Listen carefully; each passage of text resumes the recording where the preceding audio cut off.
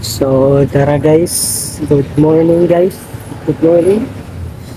Karon kay gabi kuanta sa BTC naka-trade ta og na target yun na to ang sell guys. Sell trend siya so nakasabay ta. So naka $40 ta sa BTC account nako.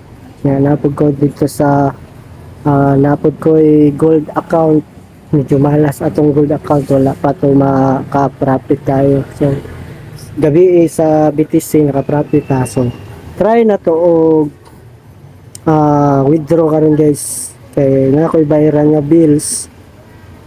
Withdraw ta og bisag kani lang $40 dire sa akong pinakanindot nga broker. So ang broker nako na lang sa comment section guys, ako lang gi attach diha para kung gusto mo mag-start sa trading naara diha, nindot siya kay gamay ra siya spread di para sa uban nga dako kaayo.